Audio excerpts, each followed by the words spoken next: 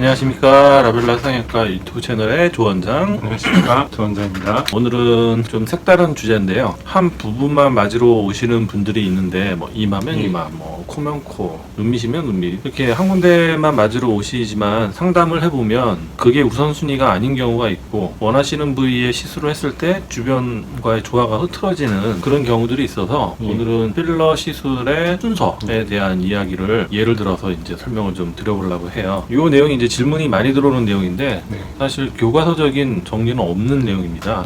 그래서 저희의 개인적인 견해를 정리해서 말씀을 드리는 거기 때문에 제 의견이 다 맞다가 아니고 또 다른 분들의 의견이 충분히 있을 수 있고 일리가 있으면 저희도 충분히 수긍을 할 자세가 돼 있다. 필러에도 순서가 있다. 눈밑, 앞볼, 팔자 시술명을 개인적으로 하모니 필러라고 하면 어떨까 정해봤습니다. 제가 딱 이거 보고 든 느낌이 여러 부위에 저희가 필러를 하잖아요. 그게 다 조화로워서 이렇게 하모니가 잘 이루어졌으면 좋겠다. 그렇죠. 뭐 이런 뜻이면지 않을까 추측을 해봅니다. 오늘 이야기는 이전에 썼던 글에 사실 연장선이라고 보는데 눈밑 필러를 하면서 앞볼 필러가 필요한 경우라고 전에 포스팅을 한 게 있는데 앞볼 필러를 했는데 눈밑 고랑이 더 심해져서 고민하는 그런 분들이 계신다. 왜 그런가? 그거를 앞볼이 나온 사람, 들어간 사람, 나온 경우를 포지티브 벡터라고 하고 들어간 경우를 네거티브 벡터라고 하는데 포지티브 벡터, 앞으로 나온 경우에 앞볼을 더 이렇게 빼내게 되면 눈과의 그 사이에 단차가 생기면서 눈물 고랑으로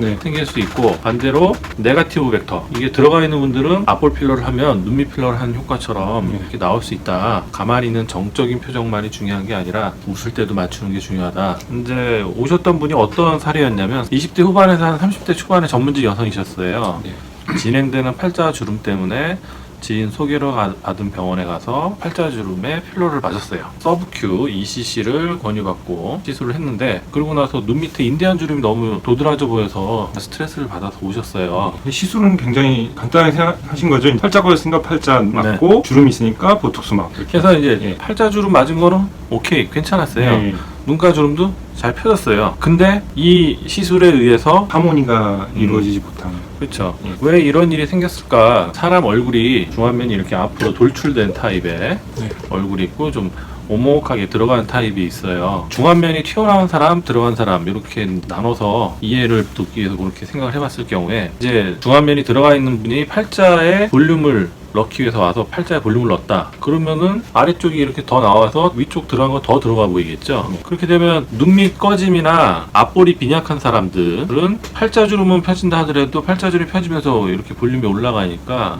위쪽에 안 좋았던 점이 더 부각이 되는 그런 현상이 생길 수 있습니다. 제 사진을 보면서 설명을 좀 드리면, 전형적인 이제 40대 중반의 아저씨 얼굴인데 팔자주름도 있고 눈밑도 꺼졌고 앞볼도 꺼졌죠. 팔자주름이 좀 개선이 되고 싶어요 했을 경우에, 좀 많이 넣었을 경우에 그렇지만 일단 극단적으로 보면 팔자주름은 펴져 보이는데 그 위쪽으로 인디안 주름과 눈밑이 더 꺼져 보이잖아요. 그 사례이신 분이 이런 케이스였던 거죠. 그러면은 반대로 눈밑을 먼저 이렇게 좀 채웠다고 하면 팔자주름이 약간 있다 하더라도 오히려 얼굴은 더 밸런스가 맞는다, 그런 얘기인 거죠. 그래서 이런 메커니즘을 이해를 해야 팔자주름 시술을 하러 왔을 때 맞는 순서를 바꿀 수가 있는 것이죠. 다시 사례로 돌아와서 보면 팔자주름에 입자가 또 큰 필러를 넣으니까 더 잘 올라왔을 거예요. 그러니까 팔자각력이 더 이렇게 올라가고, 그러니까 인디안 주름이 잘 안 보이던 게 더 꺾여서 보였을 것이고 인디안 주름이 더 심해졌던 거죠. 그래서 이제 부조화가 생겨서 저희 병원을 찾아서 오시고, 이런 경우에 그러면 해결책은 어떻게 할 것이냐, 더 꺼져 보이는 데를 메꿔서 맞춰보는 방법도 있고, 다시 원상태로 돌린 다음에 새로 시작하는 방법. 새로 시작할 때 이제 순서를 달리를 해서 해야 되겠죠. 눈밑이랑 앞볼 쪽을 채우고 그 다음에 모양을 봐서 이제 팔자를 하거나 뭐 그렇게 하는 두 가지 방법이 있는데, 오셨던 분은 일단은 녹이고 싶어 하셔서 녹이고 하시고, 이제 아직 녹인 상태에서 괜찮으면 오지 마시라고 그랬고, 좀 교정을 원하시면 오셔서 이제 위에부터 다시 해 나갈 계획을 잡고 있습니다. 얼굴에 볼륨을 회복하는 시술을 계획을 할 때는 오셔서 원하는 부위 여기를 꼭 집어서 이거 해주세요. 물론 이제 상담의 시작은 그걸로 시작이 되지만 상담하는 사람이 고객의 그런 니즈를 이해를 하고 주변과의 위치 관계를 파악을 해서 주변에 더 악영향을 줄 수 있는지에 대한 그런 이해를 가지고 상담을 해드려야 더 좋은 상담이 되고 더 좋은 결과 나오지 않을까, 그렇게 생각이 듭니다. 오늘 오전에도 애교 필러를 하러 왔는데 눈밑이 너무 꺼지신 거예요.